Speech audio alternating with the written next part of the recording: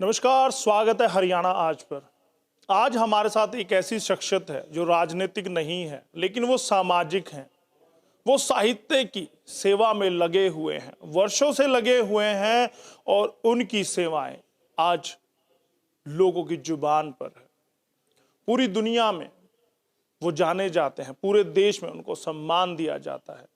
ऐसी ही शख्सियत के धनी हैं जगदीश मित्तल जी, जिनको अगर मैं कहूं वो राष्ट्रीय अध्यक्ष हैं कवि संगम के। राष्ट्रीय कवि संगम एक संस्था है जो साहित्य को बढ़ावा देती है, कवियों को बढ़ावा देती है। और अगर मैं बात करूं सामाजिक उनकी जिम्मेवारियों की, तो वो अग्रोहा मेडिकल ट्रस्ट के महासचिव भी हैं।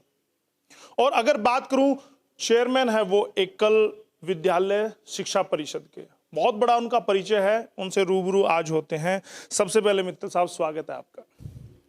धन्यवाद। आपको कवि कहा जाए, समाज सेवी कहा जाए, या एक बड़ी शख्सियत कहा जाए, क्या कह के आपको संबोधित किया जाए? कुछ मत कहिए, समाज सेवी कहिए, और जो काम ईश्वर हमसे करवा रहा है हम उसको कर रहे हैं, इसलिए मैं कुछ भी नहीं हूँ, जो हूँ राम के आदेश से करने वाला एक समाज सेवी। जी। राष्ट्रीय कवि संगम, जब हमारी टीम रिसर्च कर रही थी, आपके बारे ढूंढ रही थी, तो राष्ट्रीय कवि संगम का नाम आया। एक संस्था है, एक संस्थान है, साहित्य को लेकर वो संस्थान है। कब वो बनाया गया, क्या उद्देश्य थे? राष्ट्रीय कवि संगम नाम से हमने कोई ऐसा काम करना है ऐसा कभी विचार किया भी नहीं। सहज एक गोष्ठी 2006 में वाल्मीकि जयंती के पावन अवसर पर की गई। वाल्मीकि यानी आदि कवि वाल्मीकि, और तब से प्रारंभ होकर के काम कब इतना बड़ा हो गया हमको खुद को पता नहीं। हमारे साधन बड़े सीमित हैं, लेकिन काम असीमित होता गया। एक छोटी सी गोष्ठी से प्रारंभ होकर पूरी दिल्ली के अंदर हुआ, दिल्ली के बाद अन्य प्रांतों में होने शुरू हो गया, अन्य प्रांतों से, और आज तो मैं कह सकता हूँ ब्रिटेन में भी हमारी एक इकाई बड़ी सक्रिय काम कर रही है जी। उन्होंने कहा कि हमारा पोस्टर बना करके भेजिए, तो उन्होंने कहा कि इस पर लिख दीजिए अंतर्राष्ट्रीय कवि संगम। जी। तो ब्रिटेन की इकाई उन्होंने अंतर्राष्ट्रीय कवि संगम लिख करके अगले महीने वो कार्यक्रम करने जा रहे हैं। तो कहा जा सकता है कि अब देशव्यापी नहीं, विश्वव्यापी आपकी संस्थान हो चुका है। विश्वव्यापी तो राष्ट्रीय कवि संगम कोरोना काल में हो गया था, जी। जब हमने ऑनलाइन गोष्ठियां की, और उन ऑनलाइन गोष्ठियों में लगभग 40 देशों के लोग हमसे जुड़े। 22 देशों के लोग तो हमने उनको उनके देश के अध्यक्ष भी घोषित कर दिए हैं, जिनका हमने पोस्टर बना करके उनकी सहमति से प्रचारित भी किया हुआ है। मकसद क्या है आखिर, इससे करना क्या चाहते हैं? क्या कवियों का समाज में उत्थान करना चाहते हैं, उनकी माली हालत सुधारना चाहते हैं, या फिर साहित्य की सेवा में अपना जीवन लगाए हुए हैं, साहित्य को आगे बढ़ाना चाहते हैं? मकसद क्या है संस्था का? हमारे राष्ट्रीय कवि संगम की टैग लाइन है, राष्ट्र जागरण धर्म हमारा। कविताओं के द्वारा समाज में राष्ट्र का जागरण हो, चेतना आए, टूटते बिखरते परिवारों को इकट्ठा करने में कविता सक्षम हो, पर्यावरण को सुरक्षित रखने के अंदर अपनी भूमिका निभाए, यानी इस प्रकार के विषयों पर लोग कविता लिखें जी। जिससे देश और समाज, परिवार, उनका हम कुछ कल्याण कर पाएं, उनमें कुछ जागृति ला पाएं, ये हमारा उद्देश्य रहता है। और विशेष करके नए कवियों को खोजना, जी। उनको तलाशना और तराशना, और ऐसे विषयों पर लिखने के विषय देना, और उसके बाद उनको मंच पर स्थापित करना, ये हमारी विशेष भूमिका रहती है। जी। कहा जाता है कि साहित्यकार जो होते हैं, कवि जो होते हैं, उनकी माली हालत ज़्यादा अच्छी नहीं होती। क्या उसको लेकर भी आपकी संस्था काम करती है? ऐसे जो विषय हमारे संज्ञान में लाए जाते हैं, हम उनके लिए उस प्रकार का काम भी करते हैं। अन्यथा वहाँ की हमारी स्थायी जो प्रांतीय इकाइयाँ हैं, वो उनके लिए इस प्रकार के सहयोग की काम जो कामना करते हैं, जी। वो पूरा भी करते हैं। और क्या राष्ट्रीय स्तर से कोई अपेक्षा की जाती है तो वो भी करते हैं। जी, क्या किसी तरह की सरकार से मदद मिलती है? केंद्र सरकार से है, हरियाणा सरकार से है? क्या संस्था को किसी तरह की मदद मिलती है? राष्ट्रीय कवि संगम को इस प्रकार की स्थायी तो मदद कोई नहीं है।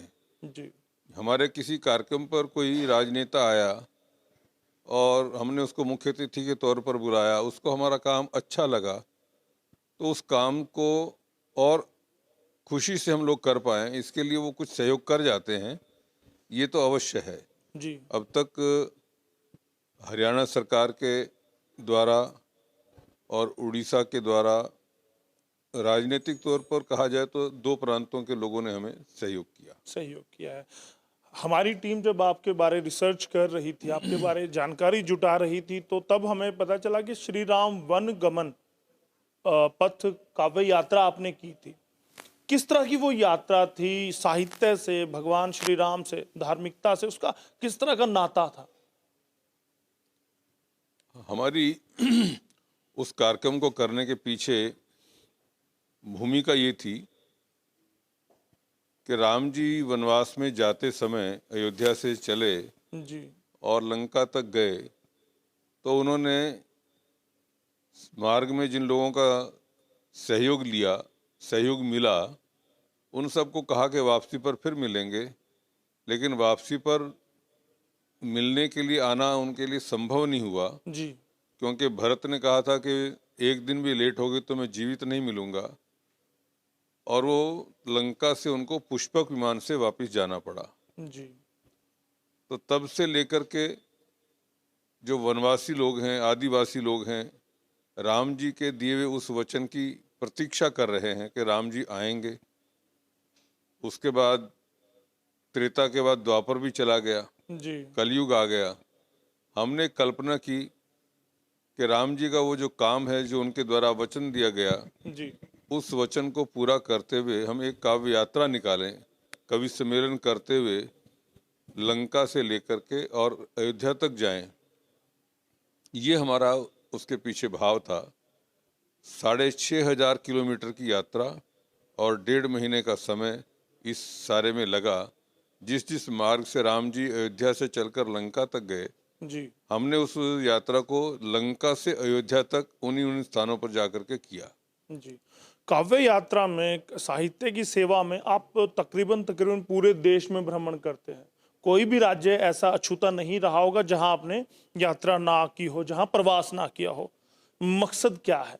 धार्मिकता का आपने जिक्र किया, मैं उस पर नहीं आऊंगा, क्योंकि आपके जितने भी कार्यकलाप हैं, जितने भी काम आपके द्वारा किए गए, उनमें धार्मिकता झलकती है। लेकिन जानना चाहूंगा कि सभी राज्यों को, सभी प्रदेशों में प्रवास आप करते हैं, तो कहीं ना कहीं क्या एक सूत्र में पिरोने का काम करना चाह रहे हैं, या एक सूत्र में बांधने का काम करना चाह रहे हैं? नहीं, आपने धार्मिकता की बात की है, तो मैं उसमें आपके ध्यान में दिलाना चाहता हूँ। हम समय समय पर कुछ ऐसे विषय लेकर के काम करते हैं जिसमें ये कहा जाए कि उस विषय को लेकर के राष्ट्रीय जागरण का विषय किया जाए। हमने रामधारी सिंह दिनकर काव्य प्रतियोगिता की, जिसमें लगभग 40,000 लोगों ने भाग लिया देश भर से। दिनकर की कविताओं की प्रतियोगिता। जी, इस यात्रा के निमित्त हमने राम पर जिन लोगों ने कविताएं लिखी हैं, जिन भी कवियों ने राम पर कविताएं लिखी हैं, उनको कंठस्थ करना और उसकी प्रतियोगिता करना। तो ये राम यानी राष्ट्र, हम तो इस बात को मानते हैं। जी, तो राम के माध्यम से राष्ट्र का जागरण करना, राम ने जो जीवन में आदर्श स्थापित किए उनको लोगों के ध्यान में दिलाना, ये इस यात्रा का उद्देश्य था। काव्य यात्रा यानी कवि सम्मेलनों में ऐसी कविताओं का ही विशेष उपयोग किया जाए जो राम आधारित हो। समाज सेवा अगर कोई करता है, राष्ट्रवाद की अगर कोई बात करता है, आखिरी में उनका मकसद होता है, उनकी जो यात्रा है वो जाकर खत्म होती है राजनीति पर। तो क्या उम्मीद की जाए मित्तल साहब भी आने वाले वक्त में राजनीति में आएंगे, सक्रिय राजनीति में भागीदारी करेंगे? कदापि नहीं। मैं राजनीतिक क्षेत्र के अंदर भी काम कर चुका हूँ। हरियाणा के अंदर संगठन मंत्री की भूमिका मेरे पास लगभग 4.5 साल रही है, और तब भी मैंने कभी ये इच्छा भी नहीं की, अपेक्षा भी नहीं की। और आज भी कोई चुनाव आज तक कोई लड़ा नहीं, आगे कभी लड़ना नहीं, ये मेरा व्यक्तिगत निर्णय है। राजनीतिक क्षेत्र के लोगों से परिचय बहुत पुराना है, और समाज सेवा के काम उनके माध्यम से मैं कुछ करवा पाऊँ, इतना राजनीतिक क्षेत्र के अंदर मेरा उपयोग रहता है। राष्ट्रवाद की आप बात करते हैं, वो व्यक्तिगत आपका जुनून है या आरएसएस से आप जुड़े रहे हैं, वहां से इसकी प्रेरणा आपको मिली है? मैं जब स्कूल में पढ़ता था तब से लेकर के उस राष्ट्रीय कवि स्वयंसेवक संघ की शाखा जी के माध्यम से धीरे धीरे धीरे धीरे समाज का, राष्ट्र का, ऐसी बातों का अंदर अंदर कोई संस्कार डलता रहा। उसके कारण से धीरे धीरे ये अपने आप में पुष्ट होती गई, और 1971 में मैं कुरुक्षेत्र विश्वविद्यालय से इस काम के लिए पूरे समय के लिए निकल गया। जी तब से लेकर आज तक, आज 52 साल लगभग हो रहे हैं। इतने वर्षों में केवल समाज सेवा का ही काम किया है। वो भले ही मैंने संघ के माध्यम से किया, या चिकित्सा के क्षेत्र में मेडिकल कॉलेज के माध्यम से अब मैं कर रहा हूँ। शिक्षा के क्षेत्र में इंजीनियरिंग कॉलेज, यूनिवर्सिटी, ऐसे कामों से कर रहा हूँ। देश भर में चलने वाले 1 लाख से अधिक एकल विद्यालयों के माध्यम से कर रहा हूँ, जी या कवियों के क्षेत्र में राष्ट्रीय कवि संगम के माध्यम से कर रहा हूँ। जो राम जी हमसे करवा रहे हैं मैं वो कर रहा हूँ। मैं कवि भी नहीं हूँ, साहित्यकार भी नहीं हूँ। मुझे पता नहीं कि राम जी क्यों मेरे से काम करवाना चाह रहे हैं, पर वो जी। चाह रहे हैं तो मैं कर रहा हूँ। कब तक करते रहेंगे? आज जन्म मैं तो इसी काम के लिए अपने आप को समर्पित किया हुआ है, जी जब तक जीवन है तब तक। और मेरा परिचय आपने अभी पूछा, मैं अपना परिचय एक ही लाइन में दिया करता हूँ। जी मेरी कोई इंडस्ट्री नहीं है, मेरा कोई बिजनेस नहीं है, मेरी कोई नौकरी नहीं है, मेरी कोई शादी नहीं, जी मेरा कोई बैंक अकाउंट नहीं, कोई LIC नहीं, कोई मेडिक्लेम नहीं, कोई प्रॉपर्टी नहीं। कभी कभी मैं अपने शरीर पर अहंकार करता था कि मेरे पास मेरा ये शरीर है। मैंने उसको भी मेडिकल कॉलेज अग्रोहा, जिसका मैं जनरल सेक्रेटरी हूँ, जी उसको डोनेट कर दिया। उसके बाद मेरे पास अपना कुछ भी नहीं है। जी जी मेरे पास यदि कुछ है तो आप सब लोग हैं, जी यही मैं अपनी प्रॉपर्टी मानता हूँ। ये जितने लोग खड़े हैं, ये मेरी प्रॉपर्टी है। जी। चलिए, अग्रोहा मेडिकल कॉलेज पर मैं बाद में आऊंगा, लेकिन एक आखिरी सवाल मैं आपकी काव्य यात्रा से जुड़ा मैं लेना चाहूंगा। आप प्रदेशों में भ्रमण करते हैं, आप गोवन जाते हैं, तो हर जगह सिर्फ काव्य साहित्य की बात करते हैं। तो क्या कहा जा सकता है कि जगदीश मित्तल जी ने अपना जीवन सर्वस्व न्यौछावर कर दिया है साहित्य पर, काव्य सेवा पर? नहीं, केवल काव्य सेवा नहीं कह सकता मैं। समाज सेवा के जितने भी पहलू हैं, जी जो मुझे मन को छूते हैं, उनके लिए मैं करता हूँ। उसमें राष्ट्रीय कवि संगम क्योंकि मेरे द्वारा प्रारंभ किया गया है, तो उसकी तो जिम्मेदारी मेरी सीधी रहेगी ही। जी अन्य काम समाज सेवा के जिन भी लोगों ने शुरू किए हैं, उनमें जहाँ जहाँ मेरा जुड़ाव हो जाता है, उनके लिए भी करता हूँ। जी। इंद्रेश कुमार जी राष्ट्रीय कवि संगम के मार्गदर्शक भी हैं, संरक्षक भी हैं। किस तरह का संबंध है इंद्रेश कुमार जी के साथ? इंद्रेश कुमार जी भी संघ के प्रचारक हैं, और मैं भी उसी वर्ष संघ का प्रचारक निकला। वो चंडीगढ़ में पंजाब यूनिवर्सिटी से प्रचारक निकले, जी मैं कुरुक्षेत्र यूनिवर्सिटी से प्रचारक निकला। जी तो इतनी साम्यता है कि हम तब से एक साथ प्रचारक हैं, और उन्हीं के सुझाव अनुसार राष्ट्रीय कवि संगम प्रारंभ किया गया। उनका मार्गदर्शन भी रहता है, उनकी प्रेरणा भी रहती है, और मैं समझता हूँ कि उनके संबंधों के कारण से देश भर में एक विशेष पहचान रहती है कि ये दोनों मिलकर के इस काम को कर रहे हैं। तो कहा जा सकता है कि मित्रवत संबंध है उनसे आपके? रहे हैं और रहेंगे ही। जी जी हम हर काम को उनके संज्ञान में ला करके उनसे विचार विमर्श करके करते हैं, और जब भी उनको संभव होता है वो हमारे सब कार्यक्रमों पर आते भी हैं। अग्रोहा मेडिकल कॉलेज की अगर मैं बात करूं, वहां पर महासचिव आप हैं, किस तरह की सेवाएं वहां पर देते हैं और किस तरह से उस सेवा से, समाज सेवा से आप वहां जुड़े रहते हैं? मैं प्रति माह मेडिकल कॉलेज अग्रोहा की विजिट पर जाता हूँ। जी उस समय वहाँ रोगियों से मिलता हूँ, उनके अटेंडेंट से मिलता हूँ, डॉक्टरों से मिलता हूँ, साथ में जो नर्सिंग स्टाफ है उनसे मिलता हूँ, पत्रकारों से मिलता हूँ, जो निर्माण कार्य वहाँ हो रहे हैं उनकी प्रगति देखता हूँ, और कर्मचारियों के कोई सुझाव होते हैं, किसी के भी रोगियों के से पूछता हूँ कि क्यों इलाज ठीक हो रहा है। जी बहुत संतुष्टि मिलती है जब कहते हैं कि मैं जब यहाँ आया था तब से लेकर अब मैं निरंतर ठीक हो रहा हूँ। उनके जो गार्ड अटेंडेंट हैं, उनके परिवार के लोग हैं, वो भी संतुष्ट होते हैं। जी जी और मेडिकल कॉलेज अग्रोहा की विशेषता एक ये है कि वहाँ लोगों का खर्चा लगभग ना के बराबर होता है। इलाज पूरा मिलता है। इलाज पूरा मिलता है जी जी और अच्छा मिलता है। जी मुझे अभी तक तो सामान्यतः कोई अपवाद हो तो कह नहीं सकता, जी पर किसी ने ये नहीं कहा कि मैं यहाँ आया था, मेरी यहाँ पर देखभाल ठीक से। मतलब किसी ने आज तक बुराई नहीं की है। वो सब आप लोगों की वजह से, क्योंकि आप वहां पर तन मन धन से सेवा करते हैं, समाज सेवा कर रहे हैं, तो उसका परिणाम भी आ रहा है।